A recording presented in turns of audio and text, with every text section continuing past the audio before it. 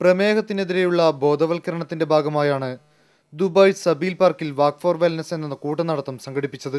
പ്രമുഖ ഹൈപ്പർ മാർക്കറ്റായ ലുലു ഗ്രൂപ്പാണ് കൂട്ടനടത്തം ഒരുക്കിയത്. രാവിലെ 8:30 Lulu group director MA Saleem കൂട്ടനടത്തം ഫ്ളാഗ് ഓഫ് ചെയ്തു.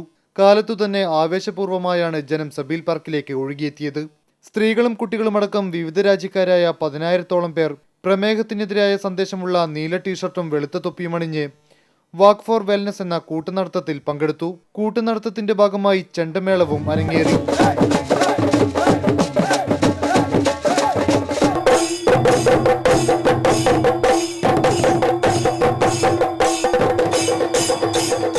UAE-ലെ ഇന്ത്യൻ മാധ്യമപ്രവർത്തകരുടെ കൂട്ടായ്മയായ Indian media forum, Dubai police, Dubai municipality, UAE red crescent എന്നിവരും പരിപാടിയിൽ പങ്കുചേർന്നു. പങ്കെടുത്ത ഓരോരുത്തരുടെയും പേരിൽ 10 ദിർഹം വീതം ലുലു ദുബായ് ഓട്ടിസം സെന്ററിന് സംഭാവന ചെയ്യും.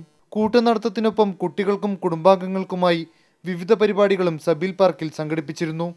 ജീവൻ ന്യൂസ്, ദുബായ്.